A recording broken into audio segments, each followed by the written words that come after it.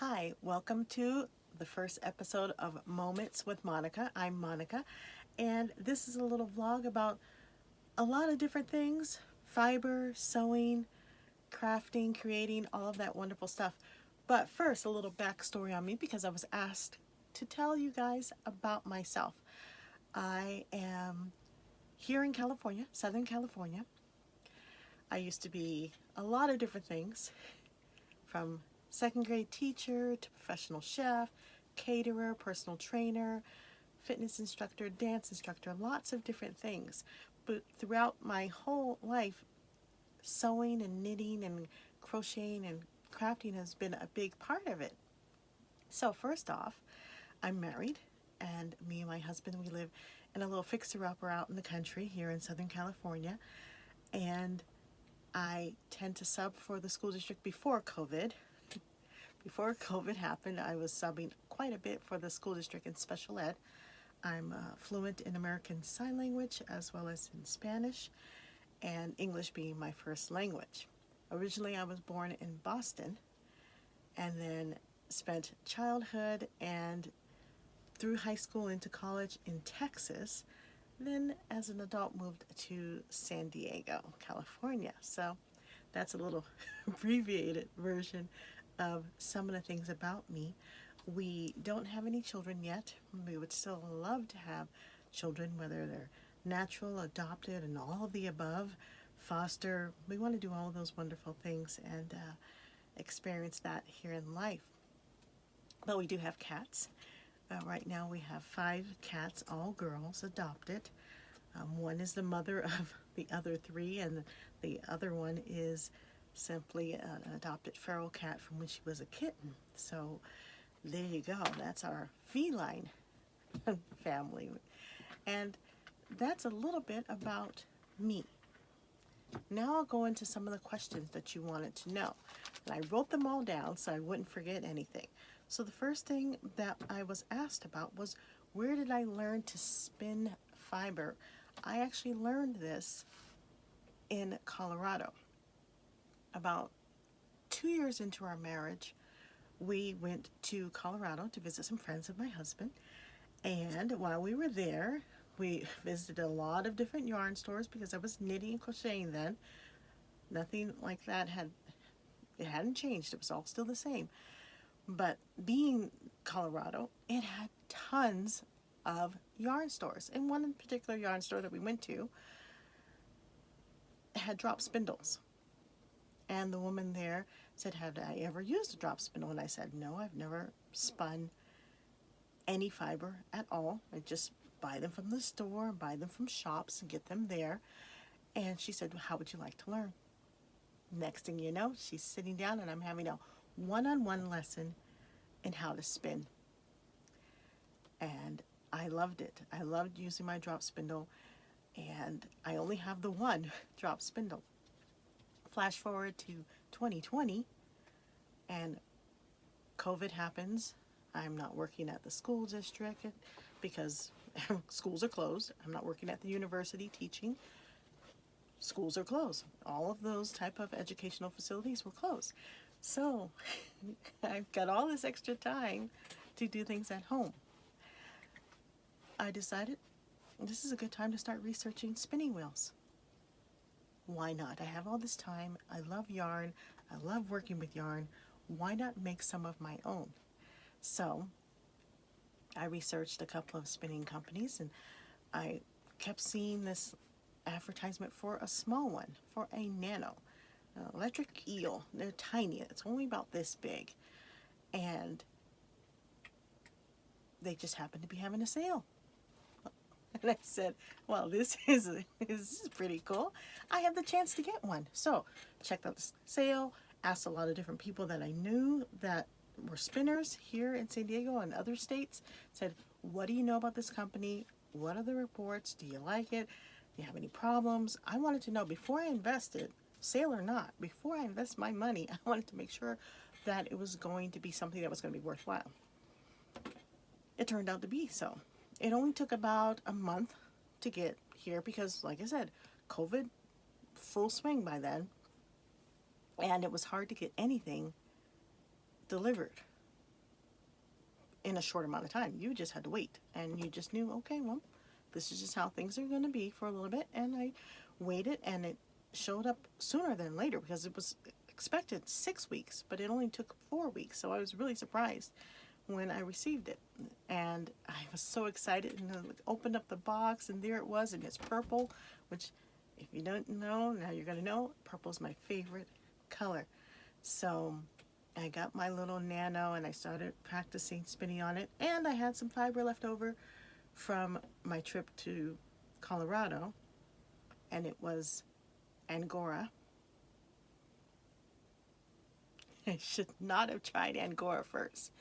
It was a wonderful attempt, but Angora is super, super soft and just pulled apart like nobody's business. And I was like, I only ruined a little bit of it. I don't know if I can save it now that I know more than I did several months ago about spinning, but it was not a good experience with my Angora. Purple Angora, and I only had a little bit that I used, so I was glad that I didn't use the whole batch. I still have plenty left. And I said, well, Angora might not have been the best choice to start as a brand new, just got your spinning wheel, super excited to try it out. So the next thing I did was wool. I tried wool. I said, okay, well, let's go with wool. I know tons of people are spinning wool. Let's try wool. That seems to be something that should be safe. You have no idea what you're doing. Let's just pretend like you do and see how it works. And I talked to friends of mine, and I'd seen people doing it, but I'd never actually done it with my own two hands, not on a wheel. And I had to learn not to have it too fast, not to have it too slow. It was just quite the experience with the Nano. And I graduated from the Nano, which I still use regularly, to getting a bigger spinning wheel. I got a Polywog from Spinolution, and I like working with that. It is perfect. My friends that are much taller than me, like at least 6 feet, said they had a hard time with it because they're tall. They said, oh, the Polywog is perfect for someone of your size. You're short, you're petite, it'll work for you. And it does. It's perfect for someone my size. I can sit down to it and get it going. So that's where I learned how to spin, and that's what's continuing. And next thing you know, I'm just going and going. I'm spinning, not the Angora yet, because I really don't want to take the chance of messing up. But I'm spinning wool. I'm spinning in Egyptian cotton was one that I've spun recently, and then the silk blends. I love the silk blends. They're so nice. But those were some of the things that I did, and let's go on to the next one. So that pretty much covers how long have I been involved with fiber. That kind of connects to where did I learn how to spin fiber, but how long have I been involved with fiber? I started learning how to crochet first when I was about 6. We were in Texas, and being that I was a kid and we'd go over to visit adults, and it was me and not my sister yet, but she was going to be born pretty soon. My mom would have been pregnant with her at this time. And we'd visit a lot of seniors and older people there in Texas and out in the country. And they, for whatever reason, this one woman, don't even remember her name. I remember vaguely what she looked like. I remember that her furniture was covered with plastic. And we came to her house to visit because it was a regular thing to visit. And it was hot. It was super hot. And I must have been squirrely because I'm very energetic. As a kid, I'm energetic. I'm moving around. I want to do things. And I was well behaved, but I probably was a little squirrely. She, next thing I know, she's like, let me show you how to do this. And then she's sitting me down. She's left-handed and showing me how to crochet. So that's when I first got introduced to crocheting. And not that long after that, within the same year, I was doing knitting too. So I was doing knitting, crocheting. But before that, I was doing embroidery with my mom, as well as just regular hand stitching. So I was doing the hand sewing a lot. I wasn't using a sewing machine or anything yet, but that's how I got started with working with fiber. And then there was a really great question. Do you prefer sewing or knitting, and why? Well, that's the funny part. I love doing them both a lot. If I'm traveling, obviously knitting or crocheting is going to be much easier than taking my sewing machine on a trip somewhere and using that. So I would say that for me, if I have to prefer something, I would say I would do knitting or crocheting first, and then sewing would come in somewhere after that, but very, very close. They're probably just a few points apart from each other. But those would be the order, is that knitting and crocheting are usually neck and neck. I switch back and forth from them all the time. And then sewing would come in next because it's easier to sew when you're at home and harder when you're traveling. But you can take knitting and crocheting wherever you are for the most part and do it. So that's the answer to that question. And then some people wanted to know some of the favorite accounts to follow, some of my favorites. Okay, I'll give you a couple this episode and a couple more the next episode. I would say, as far as really making me feel welcome and encouraged and lots of strong communication, I would go with, not in any particular order, okay, not particular order, but Beautiful Fiber, and then Lazy Livin', Three Waters, and Chameleon Fiber. I picked those four first because those four ladies talk to me a lot. They message me on Instagram, they communicate with me through Etsy. Even Chameleon Fiber, she's always sending me samples. She sends me free samples. And there's nothing better for me than to get something and go, ooh, I want this. I am someone that needs to touch it a lot of times and see it, because I can look at the pictures, but the colors might not be exact. So I may or may not want to purchase it, but 9 times out of 10, you're more guaranteed that I'm going to want to get some more fiber from you when I get those samples, because then I can see it and look at it. But I would say those four that I mentioned, Beautiful Fiber, Lazy Livin', Three Waters, and Chameleon Fiber Company, they're all really strong communicators. They're all very friendly, very outgoing, which is not a requirement or anything, but it's much easier when the person is gently encouraging you to get more of their fiber. And also, their fiber is beautiful. All four completely different, but all beautiful. So those are the four of some of my favorite accounts to follow. And I'm listing those four first because those came to mind as far as the spinning world and the fiber world, as far as the ones that have really been super encouraging, very, like I said, friendly.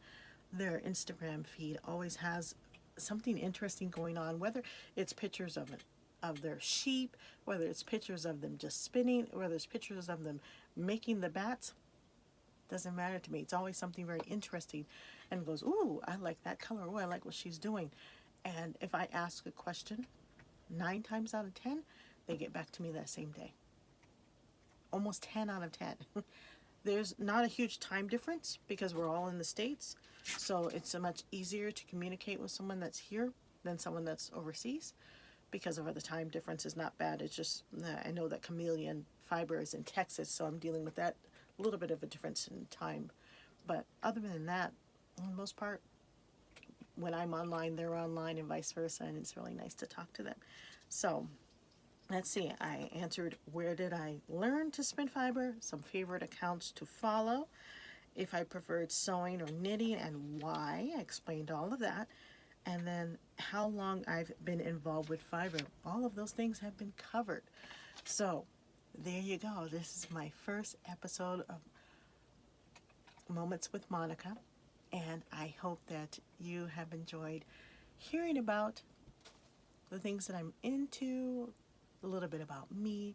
As we go on, I will, of course, share more and more about my little world here, and you're guaranteed to, at some point, to see one of the cats amble by because I'm here in my craft room and we share this space and they're here, it's their home too, and it just makes things very interesting when you're filming because you just never know which cat's gonna come on by or jump up and want to get some attention.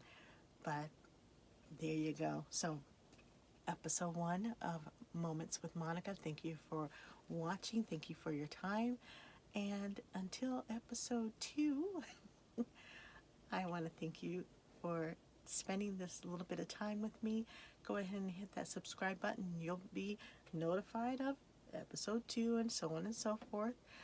And thank you for watching. Have a great day wherever you are. From my craft room to you, take care. I'll see you next time. Bye-bye.